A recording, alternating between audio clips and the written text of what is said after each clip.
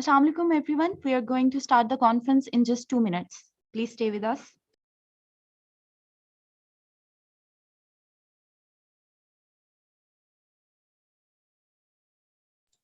Dr. Javed, your mic is mute as of now. जब मैं announce करूंगी तो तब आप बोलेंगे. And can you hear me now? Yeah, I can hear you, but as of now, just keep your mic muted and I'll announce and then just unmute your mic.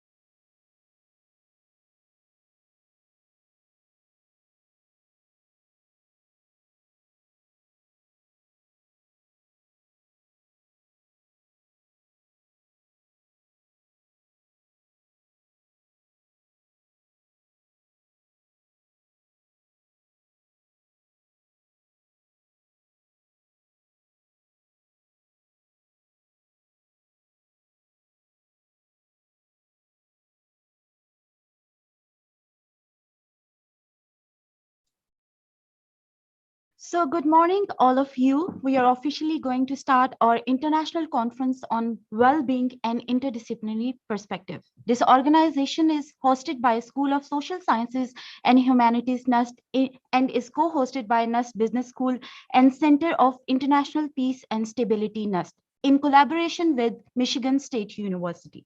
Please allow me to introduce myself. I'm Kiran Javed, lecturer of Media and Communication at School of Social Sciences and Humanities NUST.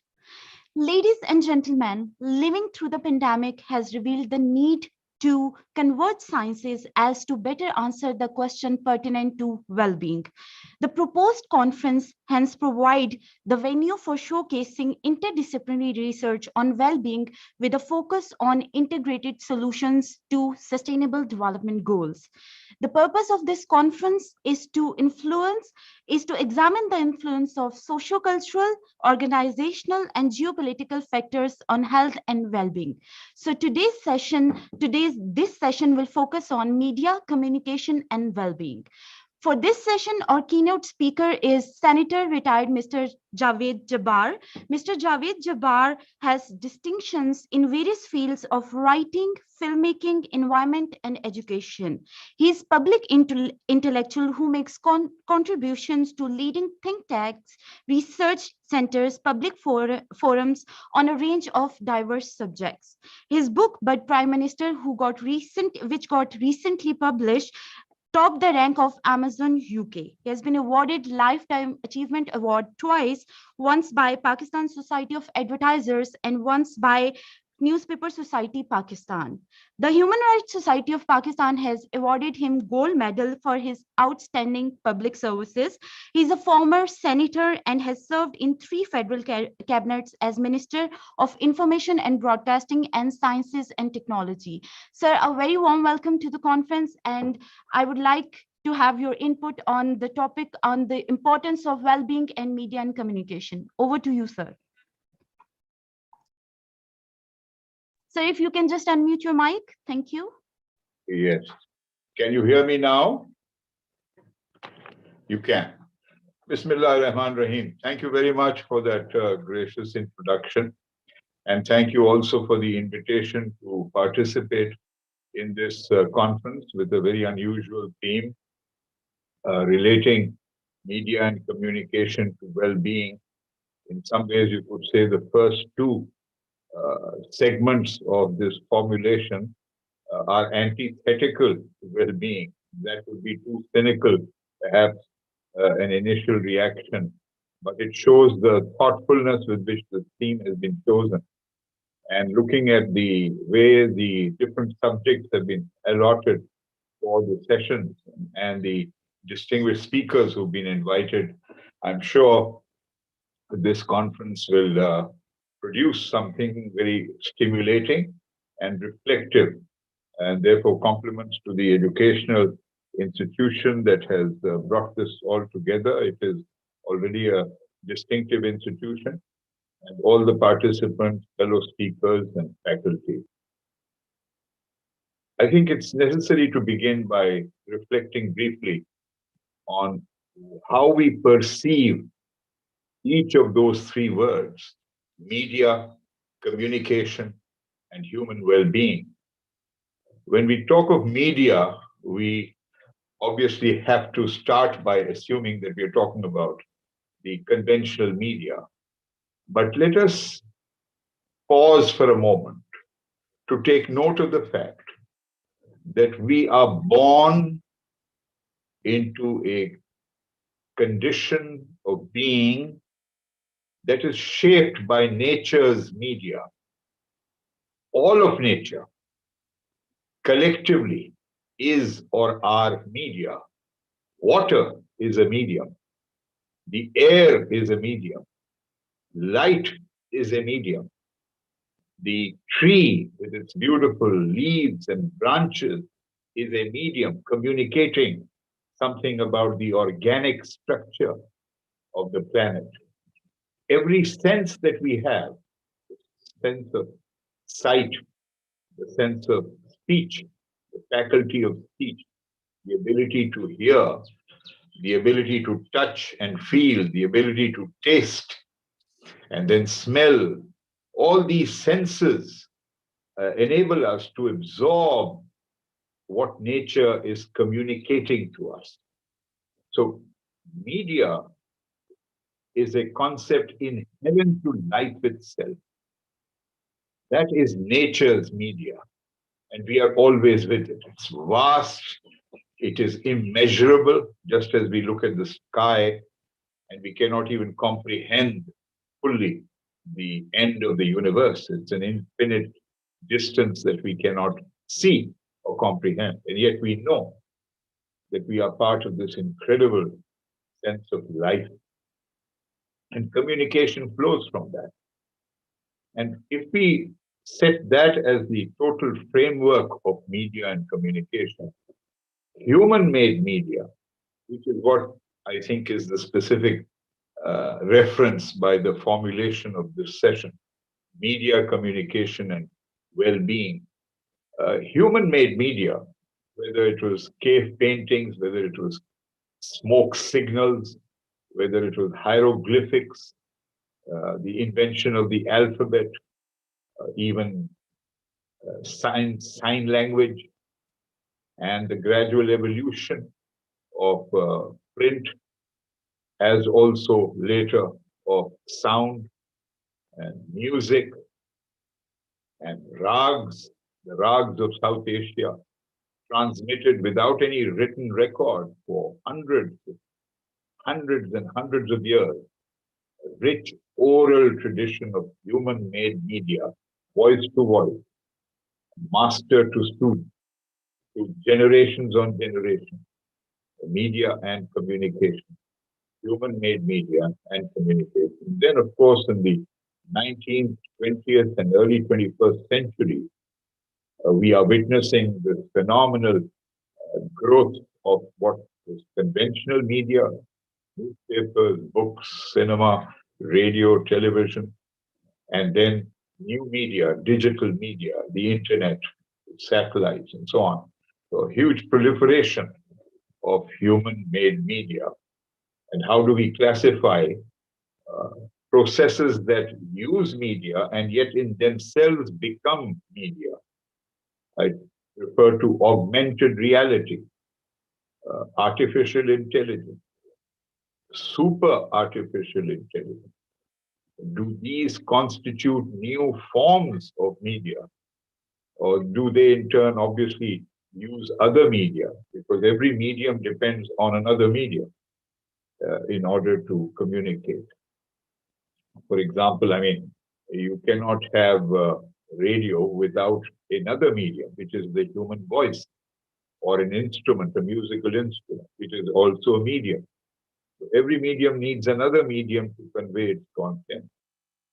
So this interlocking and at the same time rapidly expanding and diversifying nature of media and communication, human made media, uh, obliges us to look at the subject of well-being in that context. How pervasive, first of all, are nature's media, and how proliferating are human media. And yet, at the very outset, we need to remember that compared to nature's media, which is all encompassing, which is life giving, human made media, which we tend to be very overawed by or influenced by, really represent a very small part of the total reality in which we live. The reality of nature made communication. Because no human made media, however innovative, however expansive that medium is, can ever capture the totality of reality. Because very simply, as I have written in the 1980s, when most of you or all of you were up in heaven, I wrote an essay called The Five Paradoxes of Mass Media. It was published in Dawn, and it is reproduced in my book of anthology on writings on media called The Global City, published by Royal Book Company in 1998. I doubt if your library has a copy, but someone might make the mistake of trying to find a copy. One of those paradoxes I defined in that is, and I stand by that today, 35 or 40 years later, that all human-made media distort reality. Because first of all human-made media content is subjectively chosen. You decide where to keep the camera, what to show.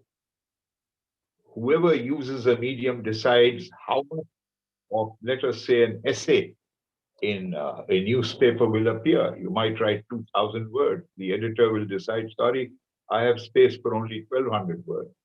So out go those 800 words, which in your view may be very important, but for the media shaper's view, unimportant.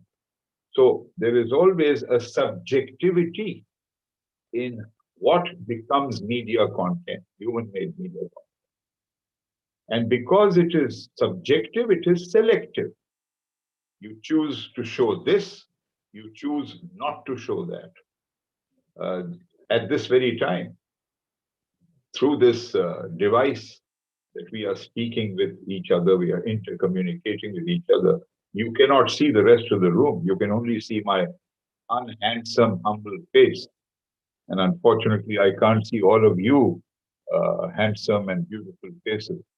So some of you have obviously chosen to remain in parda.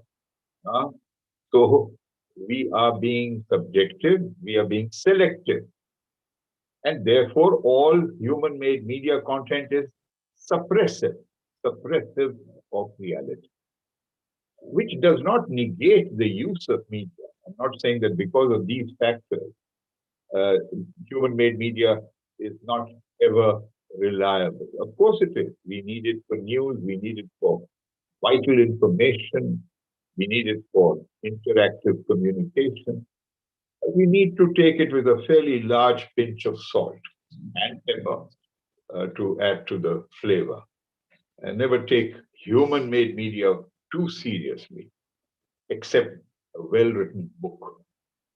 Because unlike most of the human-made media, a book is the supreme form of communication. Because it is, first of all, it is profoundly silent. It does not distract us with a voice or a face. It is just the communication between the writer and the reader, and in silence. And that kind of communication in this, particularly in this age of noise and instantness and attention deficit disorder, becomes all the more important. And I stress that because books have a very special relationship with the concept of well-being, because the more you read good books at leisure, preferably not on Kindle, with a book held in your hand and feel the paper and take the measure of all the effort that has gone into researching it, thinking over it, if it's a novel, feeling it, you cannot get to any other media. It doesn't detract from the value of, let us say, television, the monster medium.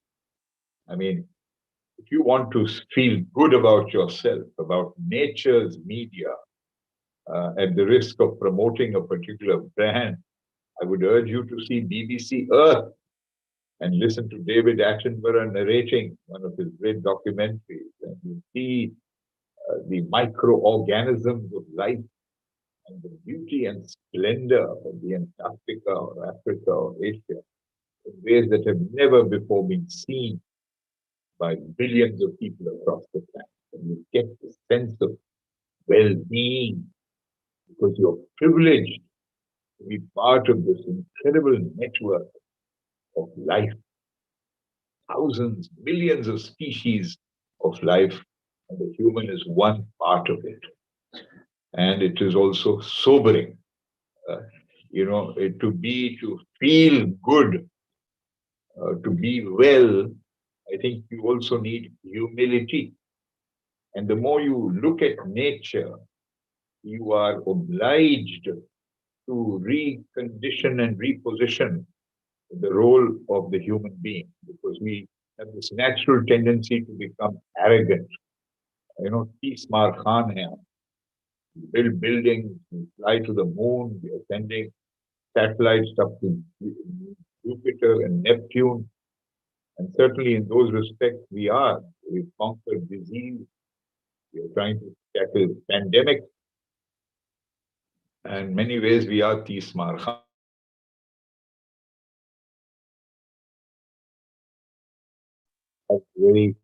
We are very mortal and humble.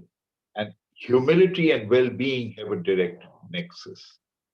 But in the Pakistan that we live in, and in the world that we live in today, where we are constantly assaulted by the 24-hour news cycle, news media have acquired a disproportionate influence on how those who are prone to watch news media or listen to news media shape their view of reality. I heard it on the news, I read it in the paper, this is what someone said about someone else, and there it goes. I mean, that tiny segment of the totality of reality which media are able to present becomes the totality for those who are prone to be dependent excessively on human-made media. That we tend to be driven by how media want us to see reality. And that highlights the need for far greater media literacy. Ironically, the more media proliferate, the less the speed at which media literacy and media education is growing. And by media literacy, I mean the intrinsic details about who controls media, who is editing the content, who owns media, who owns the pathways of information flow. What are the factors? What is the role of advertising? Advertising that has become such an aggressive, visible part of most commercial media has a covert role, which is not acknowledged because it's not part of media literacy. We've just become used to it, brainwashed into it. And advertising determines what programs will be shown, who will appear on those programs, because the ratings have taken over determinants in, at least in news media. So media literacy and education are essential requirements if you want to protect the human being from being vulnerable to the kind of entrapment that the framework created by media induces on media, into media audiences. Some of that is happening to the credit of the human being, whether it is through despite the anarchy of social media, we have a phase in history now which has never happened before, ever in human history. Not only the fact that we have a cell phone, but that cell phone, for the first time, enables a single individual, regardless of whether he or she is fully literate or educated, a doctor or a class 5 student, a dropout. One person can originate content, share it instantly with millions across the planet. Fantastic. And that same person can receive a message through the internet from another person, totally unknown, and together they can either redirect that content or change the content and so on. So this monolithic, power-centric nature of conventional media has been completely restructured. And yet power, in a sense, has not been restructured because someone is controlling Facebook, someone is controlling Twitter, someone is controlling the servers, the platforms.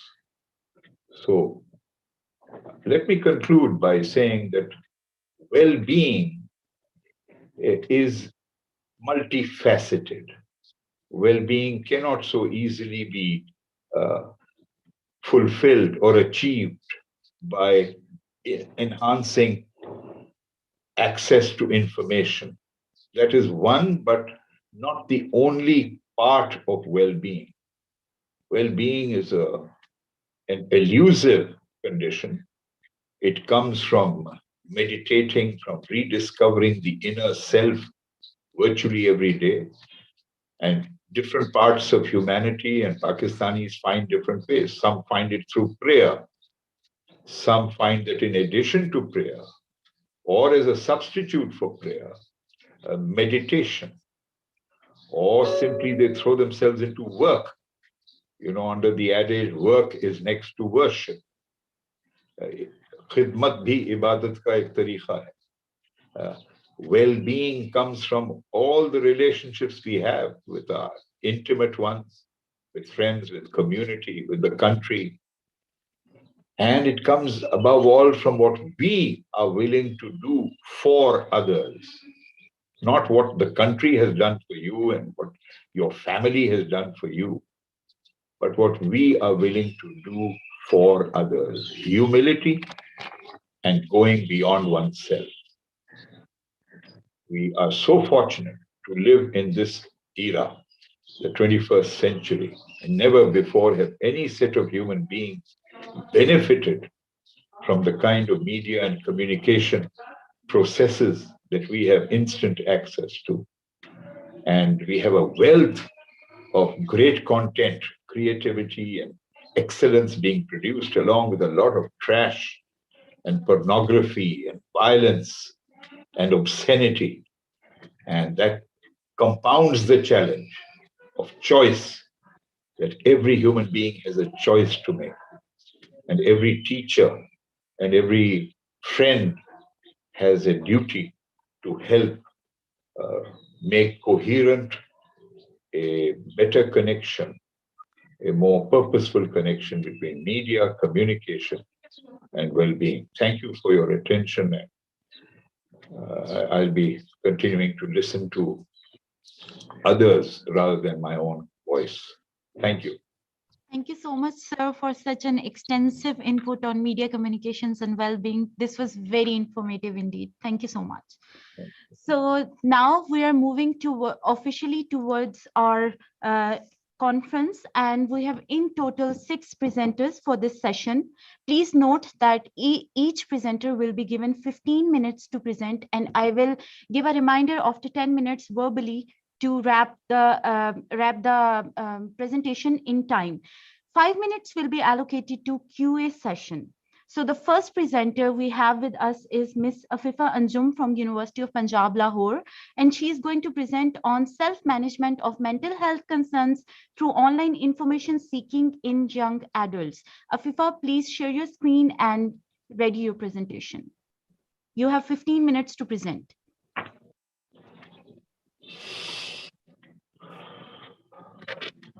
Miss Afifa Anjum, I hope you can hear me because I can see you in.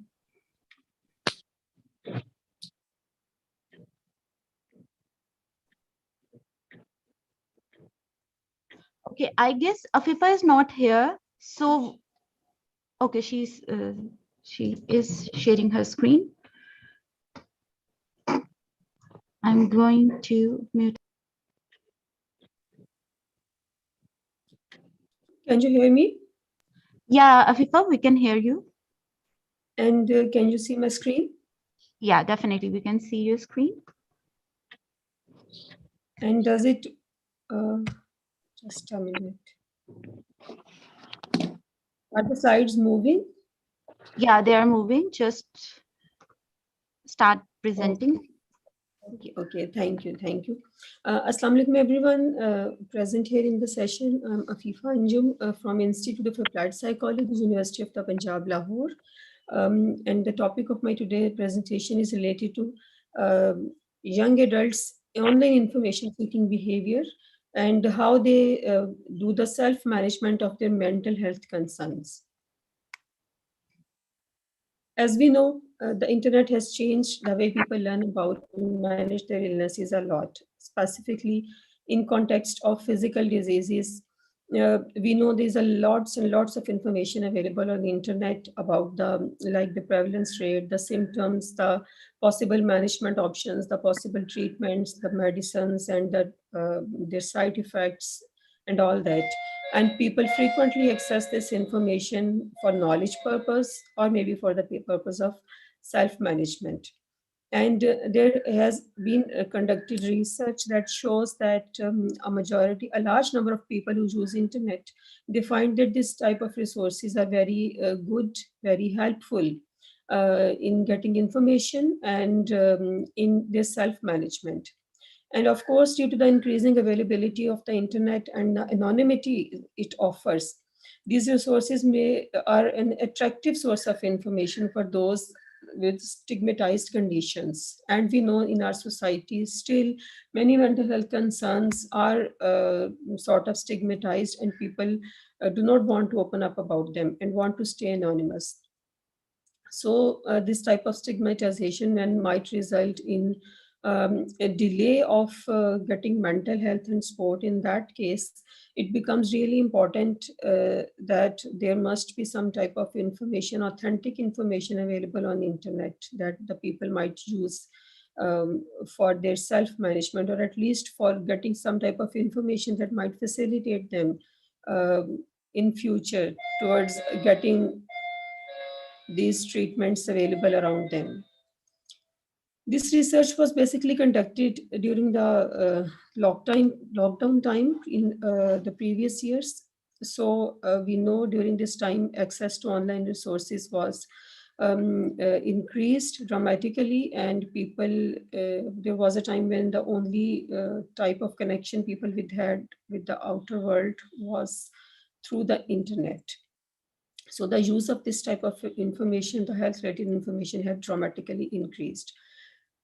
So keeping in view the aims of my research were to explore mental health concerns in adult population, to find out about the different parameters like the frequency and extent of use of online resources. And then finally to check if this helps them towards self-management. A few measures that were used for the measurement, in addition to the demographic information sheet and participant information sheet that asked different questions about their basic information. This DSM-5 self-rated level 1 cross-cutting symptom measure was used to cover a number of mental health concerns, including depression, anger, mania, anxiety, somatic symptoms, suicidal ideation, psychosis, sleep problems, memory, etc. And the Health Education Impact Questionnaire that comprises of 8 subscales. It measures health-directed activities, positive and active engagement in life, emotional distress, self-monitoring and insight, constructive attitudes and approaches, skills and techniques, acquisition, social integration and sport, health service and navigation. Basically, this questionnaire was designed to assess the health education impact related to the physical health. So the questions were modified and accordingly to assess all the dimensions in context of mental health. Online information seeking behavior was measured through a self-developed tool. Initially, interviews and focus group discussions were conducted to find out the type of information people were looking for on the internet, the type of resources they were consulting, they were spending on information seeking, modes they were using for that purpose, and whether they were concerned about, or whether they were taking any measures to check the authenticity of the information available, or if they were simply relying on the information available. So this information that was gathered through interviews and focus group discussions was later converted into a questionnaire with a 5-point rating scale to assess all the above dimensions. So these dimensions were later transferred into the subscales of that questionnaire that measured their online information seeking behavior, the dimensions of the online information seeking behavior. Overall, 324 adults participated in the survey with age range between 18 to 55 years. Participants were recruited through research invitations for online participation that were shared in different social media groups and online forums. And of course, all the participants were those who had a device and had the internet availability for at least sometimes daily, because a specific question was asked to check if they were, how frequently they were using the internet and what type of devices they were using for that. Majority of the users were young to middle adults. Some of the characteristics of the information seekers, although a slight difference, but men and women both were largely using the internet. And median age, as we can see, is 29 years, so relatively younger sample. Highest level of education and was 14 to 16 years, and majority was falling in this group because all of them were internet users. These were the patterns of information seeking that were found. The dimensions that the participants mentioned they were using for to find out about mental health in general, just to because our department initiated a mental health helpline during that lockdown time, and we received many calls from the people who just wanted to know what type of issues can be within the scope of mental health and mental illnesses, and whether something that was bothering to them was cause of concern or not. So the same thing was depicted in this research, that people was looking for the information related to mental health in general. What can be the mental health? What are the indicators of mental health? What type of problems might indicate that they are suffering from mental health issues?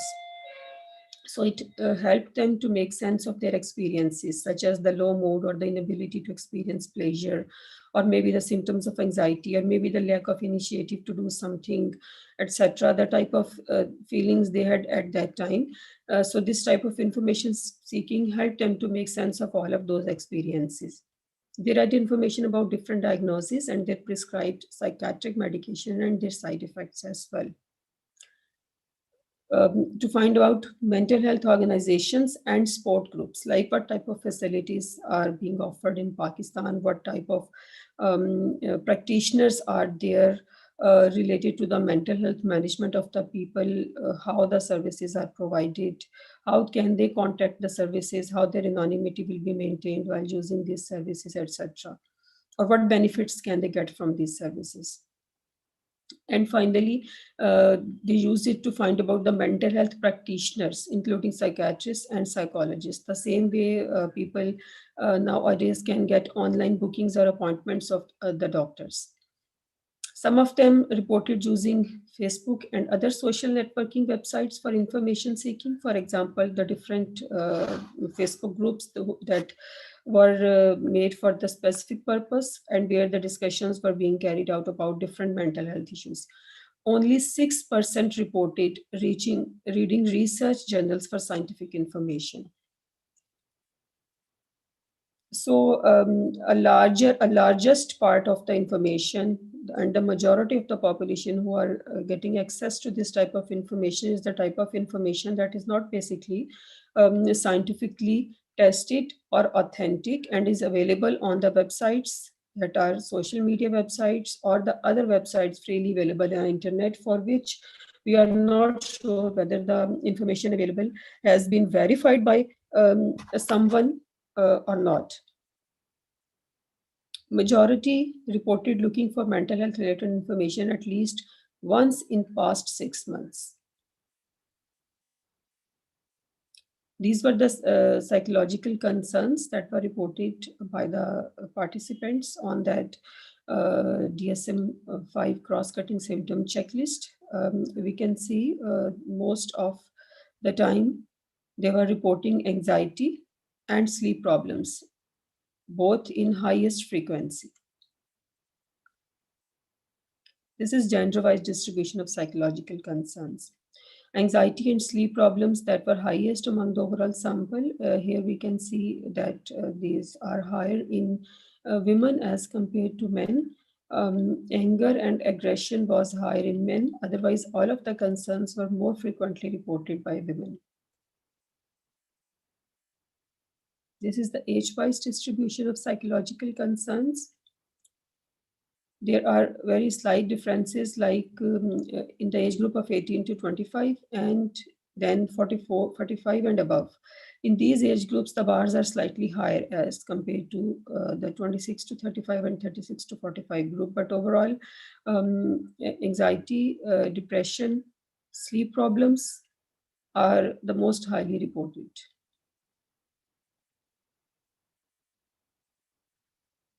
A positive relationship was found between psychological concerns and information seeking. Means the participants who exhibited greater psychological concerns reported higher use of information seeking on internet, as well as this higher use of information seeking was related with higher use of self-management. Whereas greater psychological concerns, on the other hand, were related negatively with self-management. So this was an interesting set of correlations, and it led to this point mainly that perhaps self-management that was being done through the use of this type of information they were getting from the internet was perhaps not that much useful in management of their psychological concerns, because the direct relationship between the psychological concerns and self-management was negative. So it can be interpreted both way.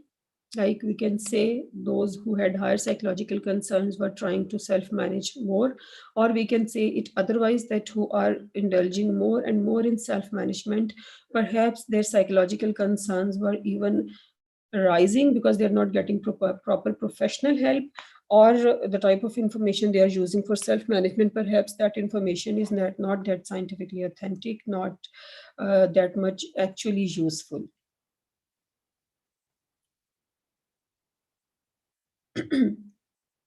Ms. Afifa, 10 minutes have been passed.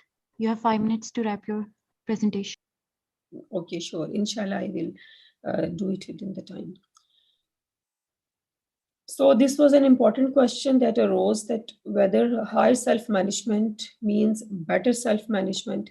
Because in case of physical diseases, there are a lot of things that can be done at our own, like lifestyle changes and healthy dietary patterns and other habits that might be really helpful. But in case of mental health concerns, specifically when we are not sure about the very concept of mental health, and or when the population is not sure about what type of concerns should be taken into account or should be attended to, in that case, if they are having experiences some type of problems, how they are managing it, we of course can say that they need professional help. And because the problems are stigmatized and people want to be anonymous, and people in many cases not only anonymous, rather they do not give importance to mental health concerns, and that is why they do not try to go to any professional. So in that case, when there is a need of professional help but they are not going and are trying to self-manage, that of course will give rise to their problem. And that might be the reason of the higher psychological concerns, the reporting of higher level of stress, anxiety, depression, and sleep issues, and all that in the sample, that is in the people who are trying to indulge more into self-management. So although our research finds that internet resources are being used and people are getting information and trying to manage themselves, but it doesn't show at all whether all this is in a way beneficial for people or not. Or we can simply say that more and more research is needed to look into all these issues. And then an important thing is people reported cross-checking the authenticity of the information from more than one source, but didn't report focusing on the authenticity of the websites they are visiting. So that is also an important concern, whether the information itself is authentic or not.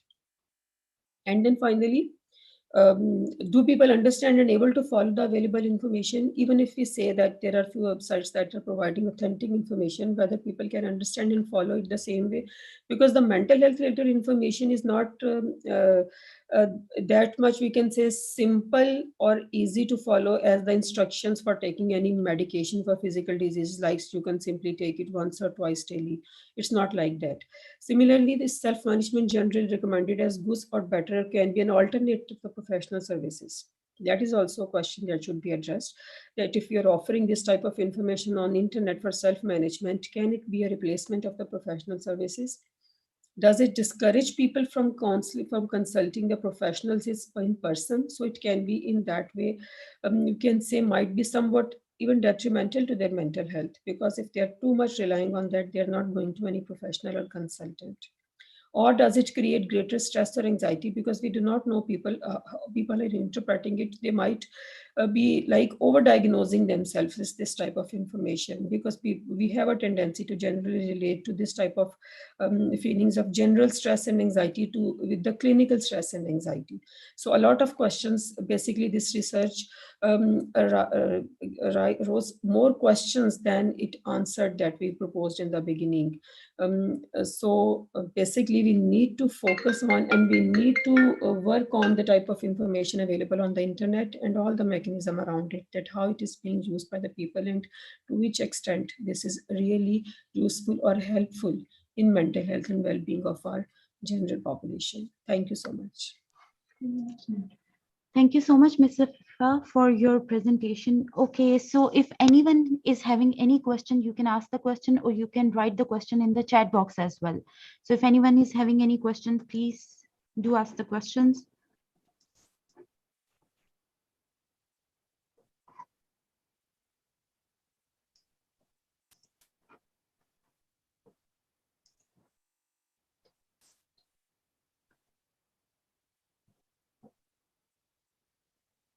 Okay, seems like nobody's having any question. I do have one question, Ms. Afifa. What are the limitations of your research? Okay.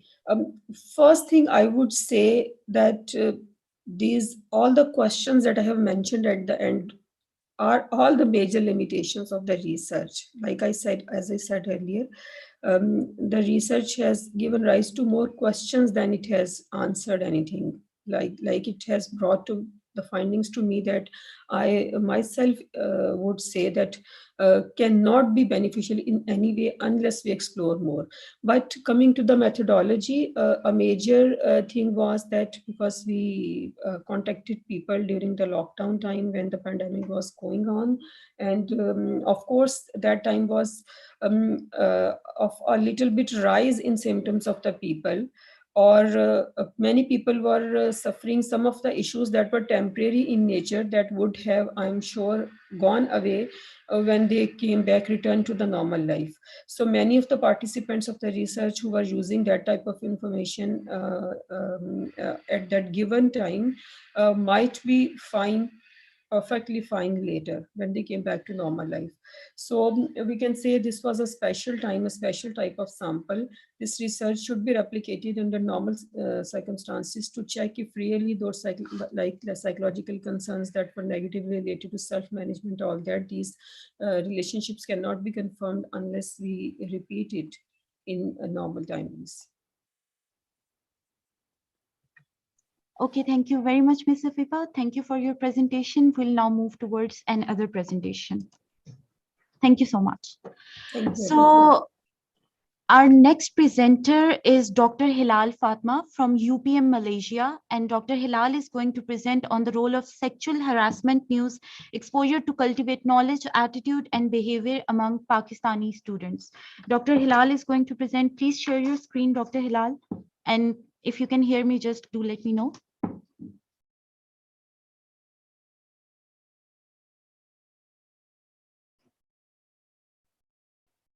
Dr. Hilal, again, you are going to present in 15 minutes and you will be given 5 minutes for Q&A session. So you'll have to wrap your presentation in 15 minutes.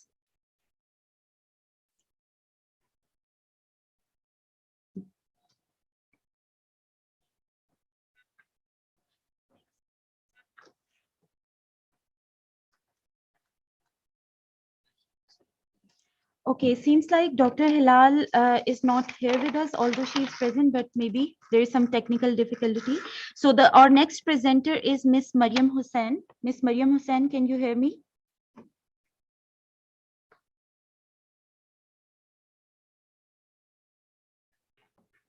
Yes, thank you. Yes, Miss Mariam. Yes, please speak. Can you hear me fine? Should I share the screen? Yeah, screen? just start sharing your screen. Meanwhile, I'll just introduce everyone to your topic. So Miss Mariam Hussain is from University of Management and Technology, Sialkot, and her presentation is on reducing Islamophobia and promoting inclusion through virtual contact. So over to you, Miss Mariam. Just start sharing the screen.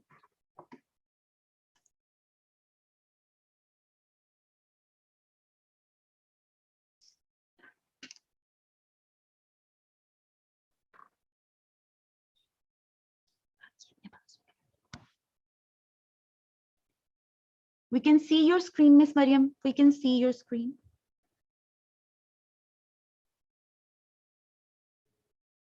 Okay, sure. Thank you for the introduction. I hope you people can hear me all right, but in case if I don't sound too well, please let me know there and then. That's totally fine, Mariam. Thank you. My topic is reducing faith-based prejudice and promoting inclusion through virtual contact. This is a concept paper thus far, and I'm in hope to execute it when I have the resources that are needed for this. Starting off with the introduction, the basic idea that came to my mind to start working on it was the New Zealand mosque attacks that basically triggered this idea into me. In March 2019, around 50 people were killed. Same number was injured in a mass shooting attack at two mosques in Christchurch, New Zealand. The perpetrator, who was taken into custody for the aforementioned massacre, was a 28-year-old Australian white man. The very next day, in his first court appearance, he flashed with his shackled hands a sign of white supremacy by making an upside-down OK gesture. More recently, trials of the worst bloodbath and the large-scale persecution in the history has struck Kashmir with the recent mass genocide taking place in the valley by Indian Armed Forces. Genocide Watch, an organization that exists to predict and prevent genocide across the world, has issued a serious genocide alert for Indian administered Kashmir recently. Some of the pictures are shared just to get a grasp how dire the situation is. Coming to the social identity theory, Cashwell and Turner posited this in 1979 and then again revised 1986. In addition to a personal identity, the theory says people have a social identity that is shaped via group memberships, which in turn affect their self-concept. We live in an era of social media virtual context, and an online profile, which are all regulated by social identity. The comparison between in-group and out-group, these are both social psychology terms that involves positively identifying with in-groups positive and negatively with out-groups, motivates people, both online and face-to-face, to maintain a positive social identity. This intense in-group identification and inter-group differentiation might lead to prejudice and bias towards the out-group. Alpert in 1954 introduced contact hypothesis for prejudice prediction. Contact between members of opposing groups, especially under the right conditions, would lead to decreased intergroup hostility and more inclusive intergroup attitudes. A recent meta-analysis of 515 studies has confirmed a rich, significantly negative relationship between prejudice and contact meaning people meeting each other. This analysis concluded that even though Alpert's optimal conditions, including common goals, cooperation, institutional support, and equal social status, reduced the prejudice to the greatest extent, it was still possible to eliminate it in their complete absence. Thus, we can consider these optimal conditions to be facilitating in a way, but these are not absolutely necessary. The current idea has been supported by computer-mediated intergroup contact for prejudice reduction. Research on how internet communication socially impacts people's attitude has shown mixed results, and the extent to which computer-mediated communication fosters or weakens positive social interaction remains to be decided. Research community is split over the CMC's ability to reduce stereotypes or reinforce them. This only goes to show that CMC's capacity to determine relations and affect impressions is still far from being well understood. However, the decisive ability of CMC in reducing prejudice needs to be determined now more than ever. Now, mobile phone apps and anti-racism, how the both constructs go together. Let's discuss that a bit. Amongst all of the technological advancements of this era, mobile apps are most promising for being the most intimate and pervasive within a person's everyday life. We all use mobile applications on a daily basis. This is also the reason they are being widely used for a multitude of educational and intervention-based purposes, including, for example, combating gambling, issues like autism, etc. The value of mobile phone apps for anti-racism can be credited to the intimate bodily presence and portability, and the real-time mapping capabilities, all of which make it easy to react when an act of racism is observed in one's vicinity or surrounding. A little bit of support that we have found to test virtual contact for reduction in religious prejudice. Morawitz and colleagues in 2016, they conducted an experiment to test the reduction in racial prejudice. So they targeted the racial prejudice, and the population of choice were white college students. They measured short-term effects of virtual racial embodiment through a 3D avatar as part of a digital gaming app. Avatars, as we all know, we have those of us who use Facebook or Instagram, we're well aware of the apps that uses our avatars. To examine the conditions under which virtual racial embodiment would have more impact on race-related cognitions, and self-presence with one's avatar were also put into consideration. More favorable beliefs about the outgroup by embodying a black avatar were exhibited as compared to embodying a white avatar. Self-presence is a construct which was found to have no effect, but avatar liking, which means how much we like our avatar, it came out as a significant moderator.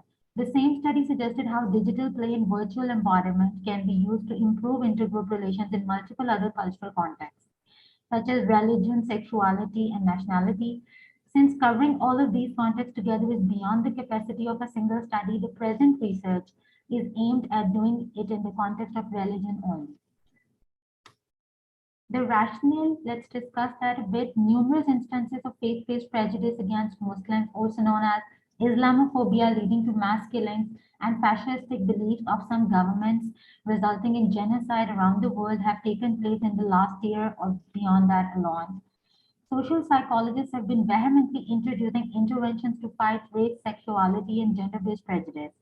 But very few studies have explored the efficacy of these psychological interventions in the wake of new types of prejudice, such as the one discussed above. The present study seeks to fill the gap in the literature by adding a therapeutic framework to faith-based prejudice and discrimination, which will be readily available to people outside the laboratory setting as well. In the context of gaming, either you win or you lose. The win, however, sets in motion the winner effect, which not only changes the brain chemistry, but also makes people feel more confident and bold in their decisions. Designing a game for winner effect can be a fun add-on to gamification and the application itself, and winning effect can be very well adapted for educational purposes. The aim and significance of the study: the contact hypothesis has only largely been replicated in experimental settings under observation of a professional mental health practitioner. This study will aim at filling another gap in the literature by using it in the virtual context for faith-based prejudice and making it more accessible to real-world scenario. Therefore, anyone willing enough to change their prejudice perspectives can do that without directly getting into mainstream face-to-face session with a therapist. The solution will be just a few clicks away. The idea is to introduce virtual simulation of social interaction to lessen the alienation between two opposing groups and make it accessible to the masses in more real-world settings. The latter will be done by developing a mobile app based on the premise of contact theory and perspective taking, which will be done in study 1.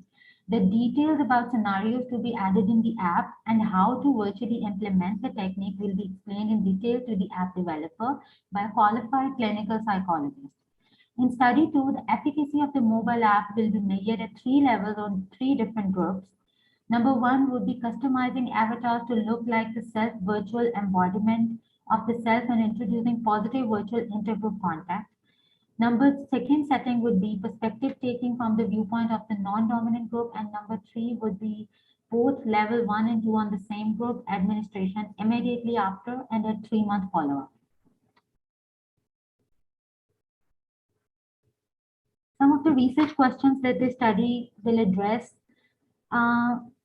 it will focus on testing whether dominant group's positive virtual contact with a Muslim avatar and experiencing with what the non-dominant group goes through by embodying one.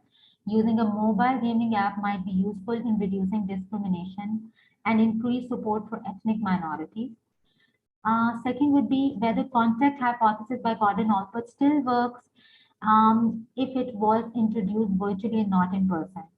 Then, can empathy be developed in the outgroup by putting them in another's shoes virtually? And lastly, how effective the winner effect in changing chemistry of the brain for the good is. The procedure, discussing under the methodology section, how it will go about. An Android application will be built in collaboration with the computer science or engineering department using algorithm that introduces the user with a positive intergroup contact-based situation involving the member of the marginalized group. This system will use avatars of the user. Just to let you know, 10 minutes have been passed, so just wrap your presentation in 5 minutes, please. Sure, I will. Thank you. Avatars of the user they can closely identify with. Avatars which the users will provide details for before the app allows them to choose a situation. So this whole procedure will be done after having a detailed interview session with the people who will sign up for the study. And then all of the information will be given to the app developer. And when the avatar information has been taken, the app will then enable the user to identify with one of the members of the marginalized group and introduce a real-life negative intergroup contact based on one of the genocide mass shooting instances. For example, what has been going on in Myanmar or Indian occupied Kashmir or New Zealand mosque attacks, those real-life situations would be introduced first. And this will be done solely with the aim to develop basic empathy in the user for the opposite group.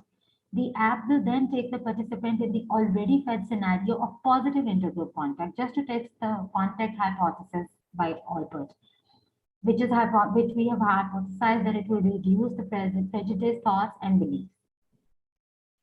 This particular avatar will be based on the user's original appearance, so you can identify with it as best as he or she possibly can. The participant will have to select positive gestures by selecting options on screen every time.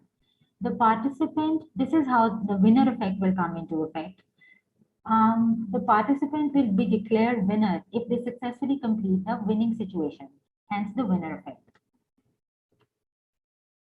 So proposed app development, we can assign it to a BA student as their final year project. I myself have conducted a foreign project in my home country as part of my thesis. So I was hoping that I can approach a student from computer science department or software engineering department who is willing to take the app development process as part of their FYP. There are also websites that lets us develop a mobile app free of cost, but it will still need a computer programmer to oversee it. In case both the aforementioned options do not work for some reason, or they involve monetary assistance, paying for app development can be considered as an option too, as part of field work for the concerned study. So during the second study, the sampling will be done from a large-scale university where only Christians, Hindus, and Buddhists will be retained, or any other faith practitioner to meet the requirement and design of the study. Their prejudice towards Muslim will be measured using the Bugadis social distance scale.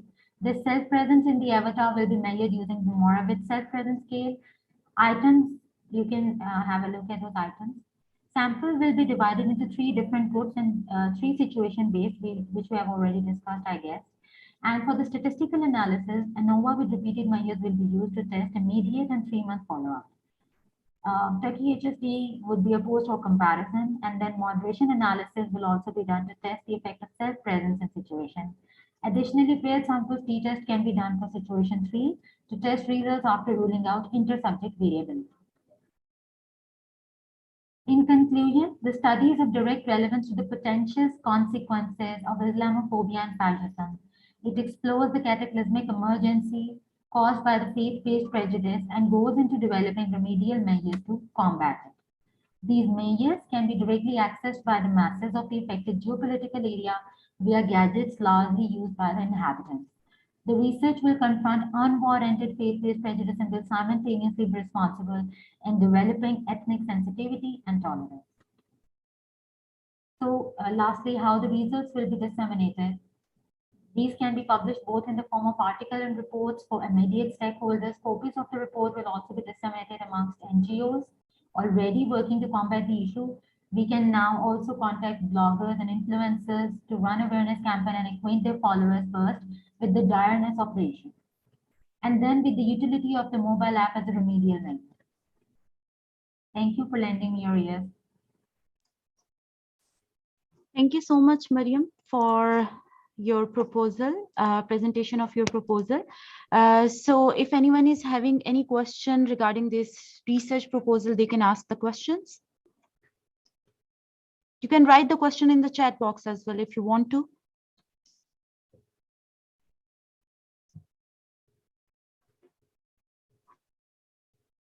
Okay, we do have one question. Thank you so much for your presence, Sir Javed. If anyone is having any question, please do ask the question.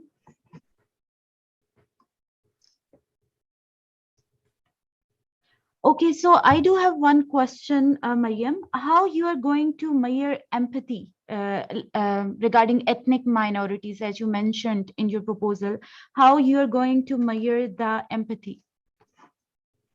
Okay, that's a very valid question. We have a tool for empathy. I can incorporate that tool. But I was hoping that people who are already willing to take on the survey will likely have the same level of empathy. So somebody who thinks that they have enough sensitivity towards the outgroup, they may not sign up for the study. So, but I definitely am considering, but I just was thinking that maybe the longer questionnaire protocol will cause somewhat wariness in my participants. So that's why I did not try to add a lot of questionnaire. Okay. Thank you, Mariam. Thank you so much for your presentation. We'll now moving towards the next presentation. Thank you. Thank you. Okay, so the next presentation is by Dr. Shazia Yusuf from IPP, Bahria University, Islamabad.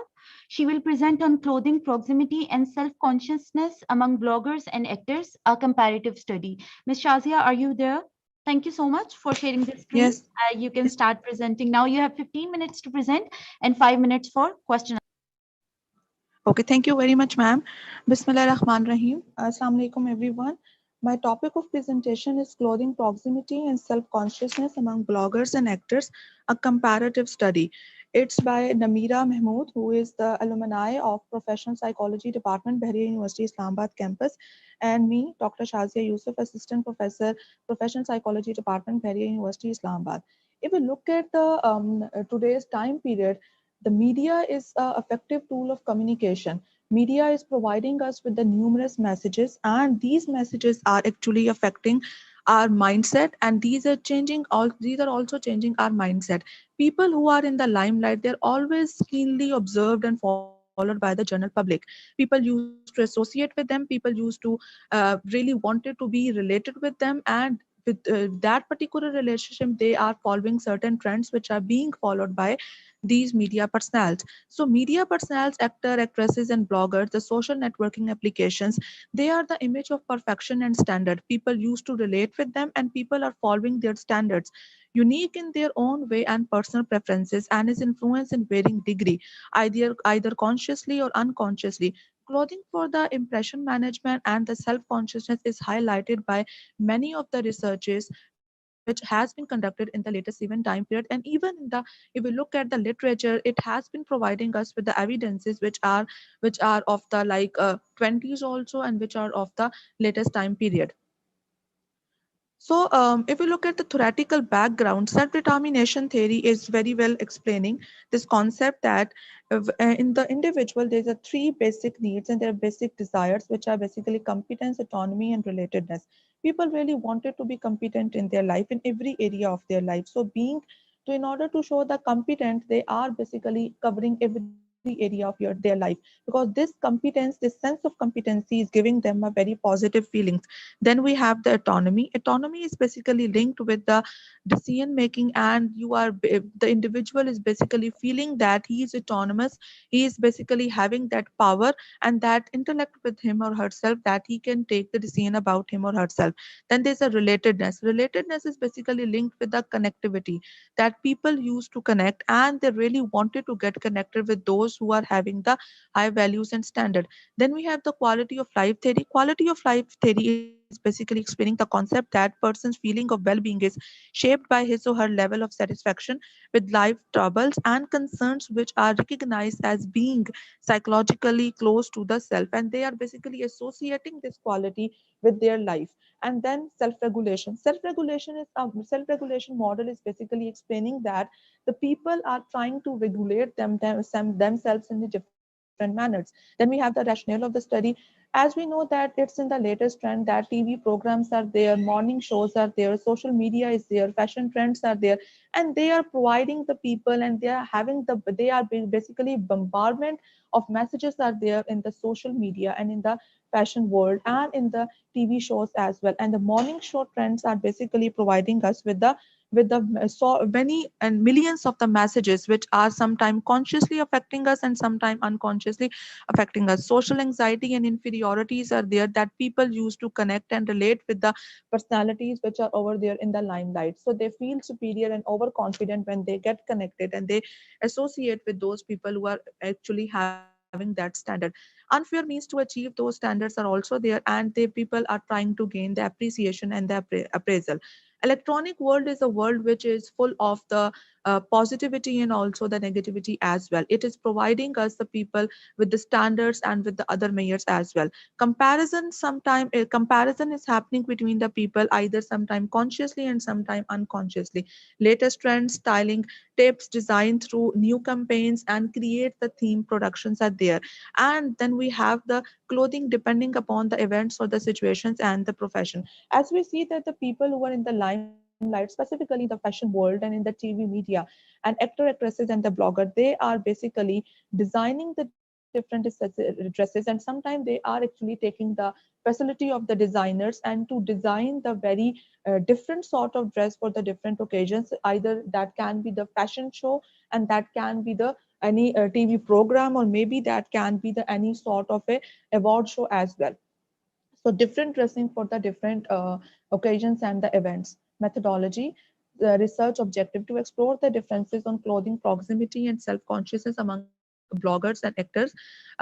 Number two, to find out the relationship between the clothing proximity and self-consciousness among bloggers and actors. Then to explore the role of self-consciousness as a predictor of the clothing proximity among the bloggers and the actor. Then the last objective is basically clothing proximity and self-consciousness among blogger and actors with relation to the age. Then hypothesis, there will be a difference on the clothing proximity and self-consciousness among bloggers and actors. Second one is there will be a relationship between the clothing proximity and self-consciousness among blogger and the actors. The last one is the self-consciousness is significantly predicting the clothing proximity among bloggers and the actors. Operational definition, self-consciousness is defined as or operationalized as the tendency to think and to attend to the overt and covert, all hidden and expressed qualities of self in private and public is termed as a self-consciousness. Proximity to clothing is basically the psychological linkage of an individual to clothing is termed as a proximity of clothing to the self. Participants through G Power, it was estimated and it was about 130 sample size, and snowball sampling was used to collect the data. Inclusion criteria, media personnel, actor, actresses, and bloggers were taken as a sample. Exclusion criteria, occupations other than the bloggers and the actor, actresses, they were not included in the study. Measures, demographic data sheet, it was the rich demographic data sheet was prepared to get the more and more detailed information and to get a more insight into that particular phenomena. So it includes the age, gender, income, marital status, family structure system, occupation, religion, education, number of dependents, the residential area, and the experience. Instruments for the measurement of self-consciousness, the self-consciousness scale was used. It was although developed in 1985, but it is still in the use. In the latest researches, it had been used because it's a highly reliable and a valid scale. Then we have the proximity of clothing scale that was developed in 2004, but it's still in the use, and even in the latest researches it has been used by the researcher as it is a reliable and a valid measure. Then the procedure, approval of the that particular research proposal from the institutional review board, informed consent was taken for the collection of the data. Then confidentiality was also ensured, and the right for the withdrawal was given to the participant whenever they feel live. Then we have the ethical consideration, approval was taken, then permission was taken from the authors to use the scale, informed consent was taken from the participant prior from the collection of the data, right to participate or withdraw at any time it was given to the participant, privacy and confidentiality was maintained. Then the results has shown that the this basically this table is showing the result about the psychometric properties of the proximity of the clothing scale and the self consciousness scale, and it indicates that it ranges from 0.75 to 0.90 with 92, which is indicating that all the scales and the subscales, these are having a very good reliability, and these are psychometrically sound to be used in the research. Then we have the t-test analysis, which is indicating the differences between the two groups, actors and the blogger. Although on the other scales we don't find significant differences, but only on the social anxiety scale there's a significant difference, which is indicating that among the blogger the social anxiety is more among the bloggers as compared to the actor actresses. And then we have the correlation of the proximity of clothing to self and the self consciousness among the actor actresses and the bloggers, and it has been indicating that it is basically positively linked with one another, that if the self consciousness increases, the clothing proximity also increases. Then we have the regression analysis, which is indicating the prediction of the clothing proximity by taking the self consciousness as a variable, and it is basically among bloggers and the actors.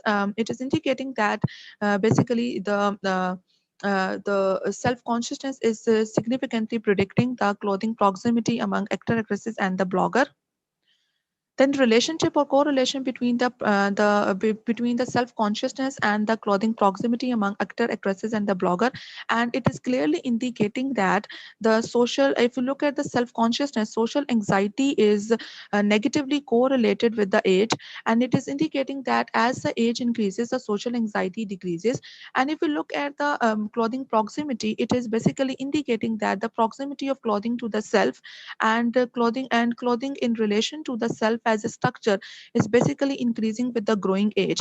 Whereas if you look at the further results, it has been indicating that clothing in relation to the self esteem and clothing in relation to the body image is positively related to the age. So as the age increases, the people are very much concerned and they are very much conscious about their clothing.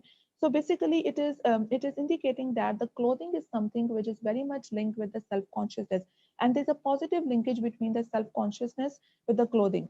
And to look flawless and perfect, perfect individual, the conscious selection of the clothing and the clothing, the trending clothes is very much common among the actor, actresses, and the bloggers as well. Role of the media to make the conscious about the clothing is very much there, and it has been highlighted in the literature. Self-presentational motives behind the daily dress selection and the self-consciousness is there in the media personnel. Evaluation from the self and the others on the clothing influences the behavior and the effect towards the clothing.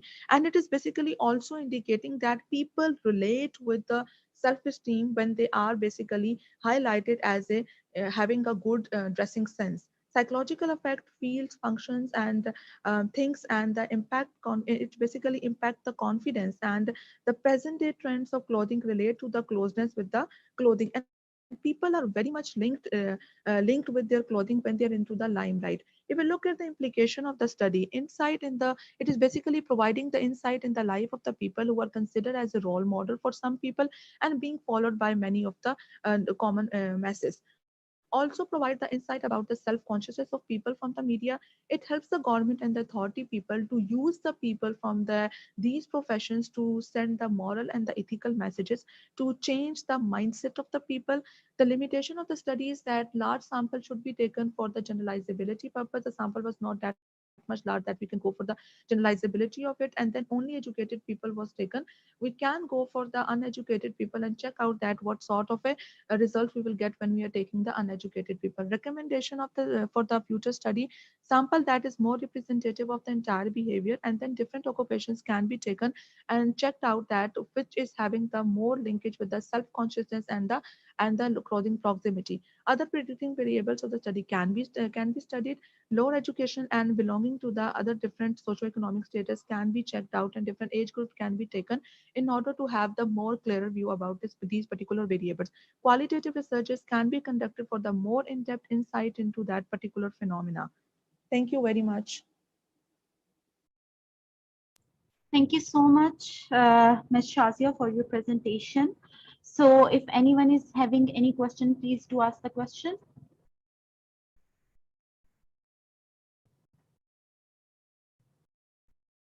Morning show तो हम सभी देखते होंगे, so I'm sure someone must be having any question.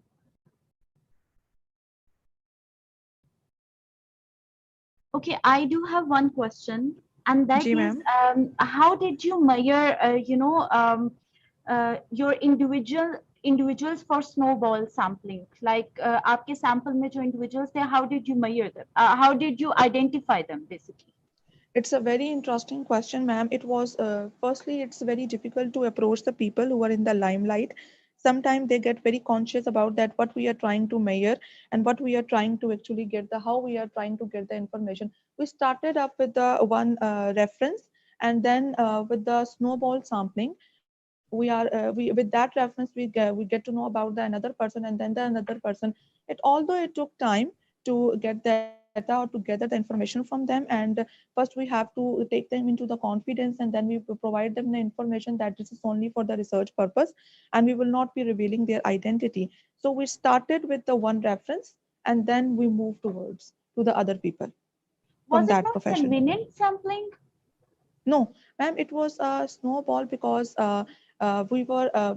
because sample was not easily accessible and not easily approachable, because we got to know about many people which we were not aware of, and there are certain people, these are over there, right there, but they are not accessible and approachable, and they are not even highlighted, but they are there and they are influencing the mindset of the people. Okay. Thank you so much for your presentation. That was very informative indeed. And now we'll move towards the Thank you next very much, ma'am. presentation. Thank you. Now we'll move towards the next presentation, which is by Dr. Hilal Fatma. Dr. Fatma, if you're there, please do respond. And please share your screen for your presentation.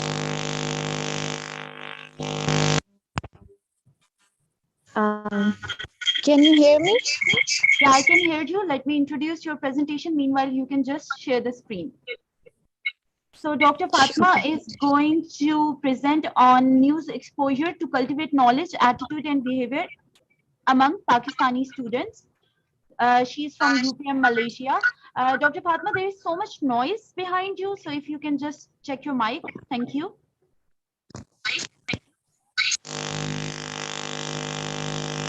I can hear echo of my voice. So that's why I'm just telling you that please check your mic because there is so much noise in there. Yeah. Can you hear me now? Yeah, I can hear you. Just share your screen, please. Actually, I have problem to sharing my screen. So it is possible that you can share? Okay, just give me 2 minutes. Meanwhile, I'll just share the screen. Sure, sure, sure.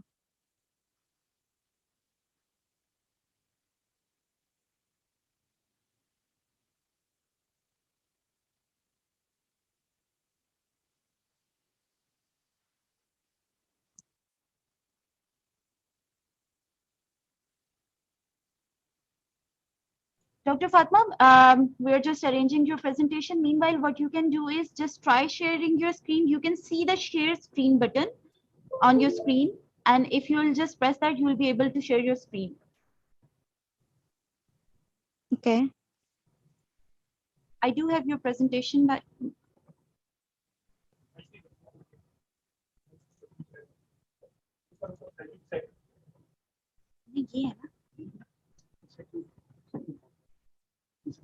this is by her. Can you see the screen? Actually, it is not. My presentation is not showing on my screen here. Just 1 second. Give me a moment. Oh, okay.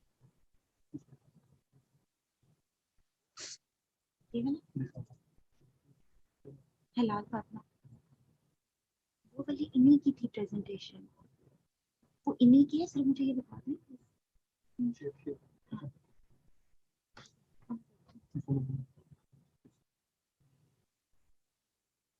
Okay, can you see the screen now, Dr. Hilal? Yeah, it's now. Yeah, I can see. Thank you Okay. so much. You're welcome. Thank you. So, may I start now? Yes, sure. Please start the presentation. You have Okay. 15 minutes to present. All right. Here I'm. First of all, I will give my introduction. I'm Dr. Hilal Fatma. I have done my PhD from University Putra, Malaysia, and my co-author is Mohammad Rishad. He's not here to join us. He's busy, and he's from University of Punjab. So my topic is about the role of sexual harassment use exposure to cultivate knowledge, attitude, and behavior among Pakistani students. And I acknowledge my study to my chairpersons and my committee members also. As we know that the sexual harassment is a very huge problem, and you can say that old age problem here. That everyone is facing this problem, and there are so many. You can say that. Uh, just a minute. So many this is an old age problem, and there's so many women, children, and gents, they also face the sexual harassment problem in all over the country, in all over the world, even not in the Pakistan, in all over the world. It is highly subjective issue also, but in Pakistan we can present the sexual harassment as in white elephant. White elephant means that that is a huge thing that we know that it is inside the room, but we cannot judge because we can understand, but we cannot present our attitude towards it. My study is about to Pakistan and Malaysian the comparison, that how many students they read the sexual harassment news in the newspapers, and how they have the what is the level of news exposure they have, and that news exposure, is it build their intolerant attitude and behavior towards sexual harassment or not?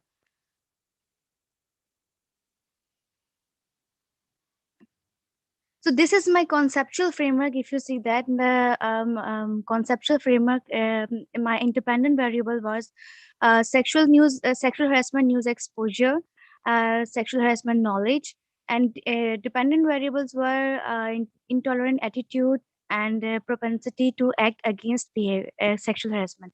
Propensity is the term of behavior, that how people react to know about the sexual harassment, or if they are going to this time period, if they are experiencing sexual harassment, that how they react or how they behave that towards sexual harassment, that there are, is that positive or negative, or they are reacting some, or they are just keep quiet.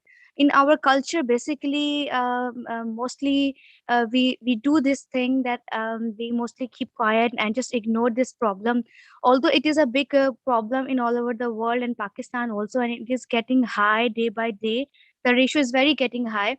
But we remain silent about it, and we don't want to talk about it. You can say that um, we cannot um, we cannot focus that is that a problem or not. Although our country is also making the constitute and laws to give punishment to perpetrators, but still we are having this problem, and this is called a silent problem, basically. Here are my research questions. What first question is about what are the levels of new sexual harassment news exposure, knowledge, intolerant attitude towards sexual harassment, and propensity to act against sexual harassment?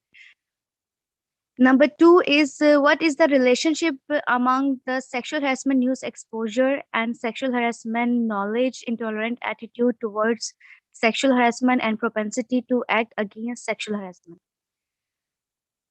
So my methodology, I had done the quantitative study and I had done the survey. Before the survey, I study a lot of newspaper and I understand the content analysis of that how the newspapers, they present the sexual harassment news. That although the students they understand the newses, or if they don't understand it, how they develop their intolerant attitude. So my survey questionnaire was developed into 5 sections, and the section A was consist on 17 items to measure the demographic variables. The section B is to measure sexual harassment news exposure, refer to the frequency of the exposure monthly. Section C is to measure the respondents' knowledge regarding sexual harassment with the given 11 sections and 2 general questions. In the knowledge section, I asked questions. I gave them many scenarios, and that if they are in the experiencing scenario, then how they react, or how they will understand that is that a harassment or not. So this section can measure that we can understand the term of sexual harassment or not. In the section D, I measured the intolerant attitude towards sexual harassment with the given 9 items and the 5-point Likert scale. The section D and section E was adopted scales, and here in section D, I measured the attitude. I gave them questions that they understand the questions. If they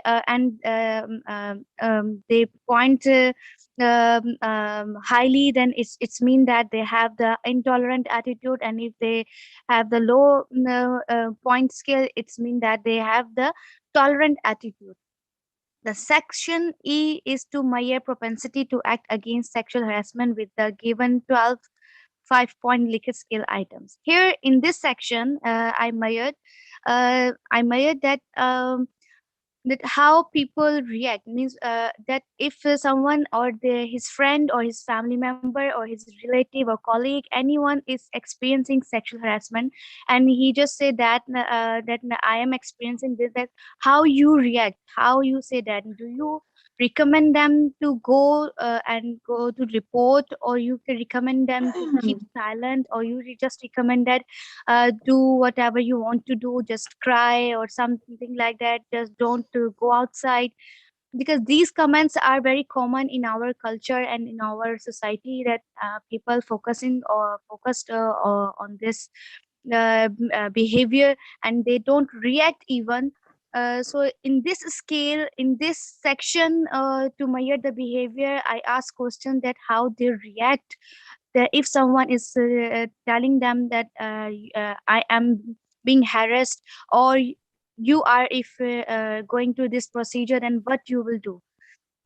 So this is the my methodology, and my I use the convenience sampling in this study, and I collect the data from Malaysia and Pakistan, and it is the comparative study. I selected universities in Malaysia and Pakistan also, and done the survey with the students, university students.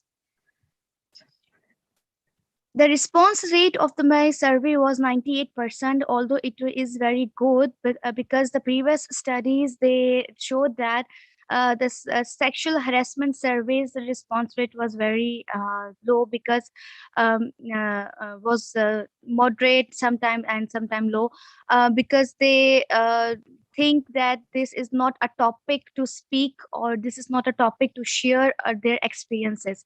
But in my survey, the personal informations all were the confidential, so they response me very easily, and they were available to write or to respond to my sexual harassment survey.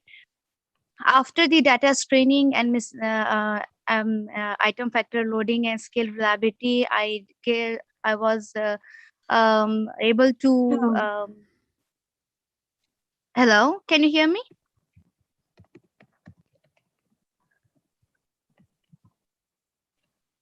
Hello?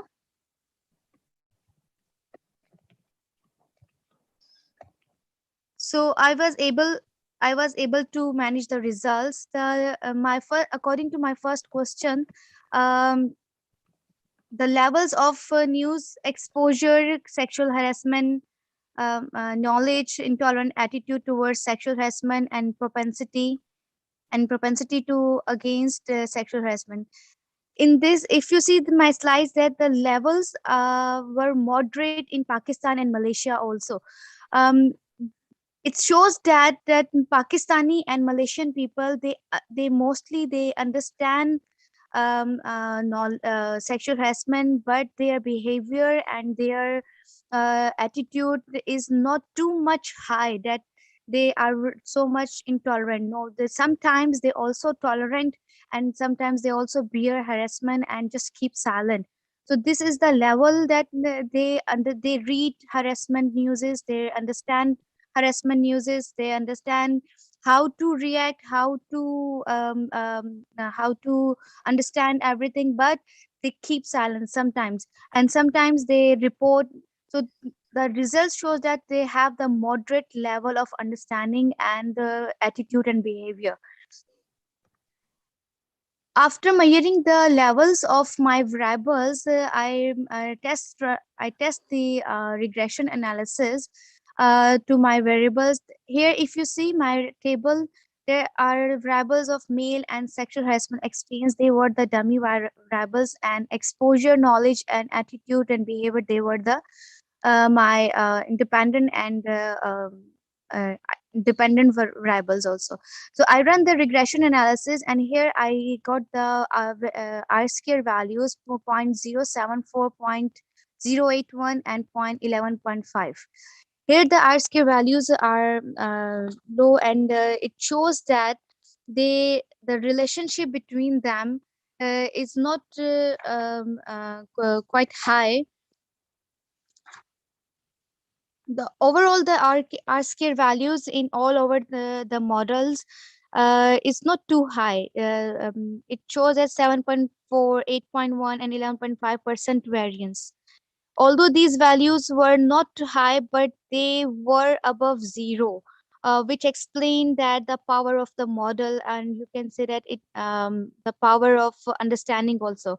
It is I conclude this results that all regression models were good and statistically fitted with the data.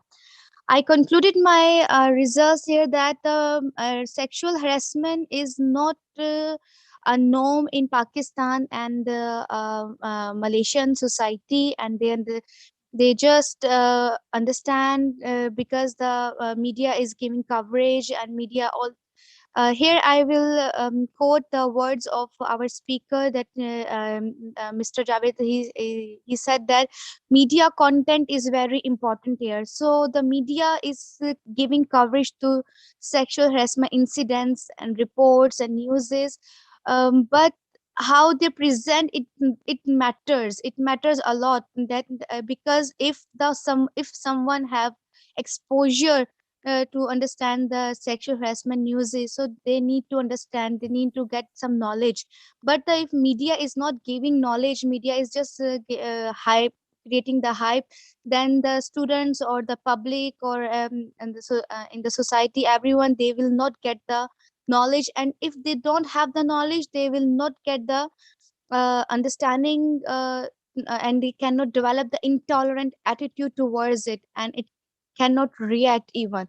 So we will after if this kind of attitude we have further in 10 years also, then we will still have this problem in 10 years. We cannot solve this problem. So this study was limited also to Lahore and Kuala Lumpur city, and it is also limited to convenience sampling because the comparison of two countries. So I use the convenience sampling here because it is really difficult to get the data from both countries at the same time. So thank you so much from my side.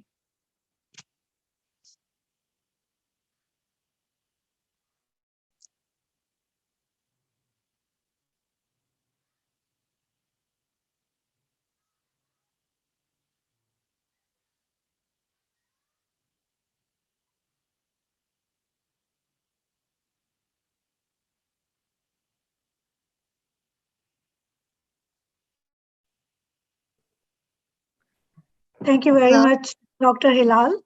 It was a very insightful and very interesting presentation. And next, I believe we have, let me see, we have the next presenter is Mariam Hussain. Mariam Hussain, are you there?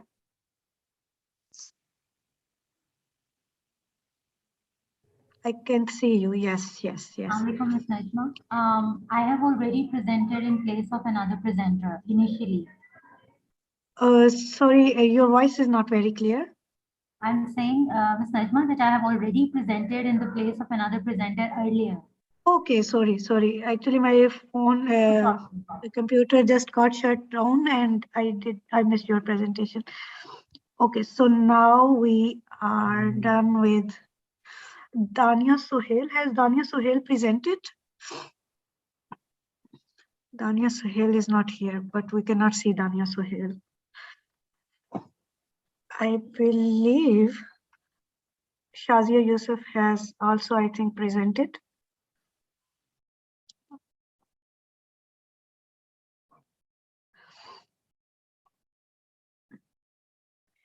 As per my knowledge, all the presenters that we have today have already presented. Is there anyone who is still there? Because in the meantime, Okay, Okay, just hold on for a minute. I'm so sorry for the technical difficulty we're facing right now. So I'm just online now from mobile. So Dr. Najma is today's session chair. So I'll just introduce her and then she can give her input on the presentations, as the other two presenters who were going to present are not today with us. So Dr. Najma basically is head of department mass communication at NUST. With a PhD from University of Salzburg, Austria, Dr. Sadiq carries professional teaching and research experience. She is involved in various funded research projects related to media and communication practices in Pakistan, with a specific focus on communicative construction of identities, processes, and systems. Her research focuses on a theoretical and practical understanding of indigenous communication of media and practices. Over to you, Dr. Najma. We'll be looking forward to your input on the presentations.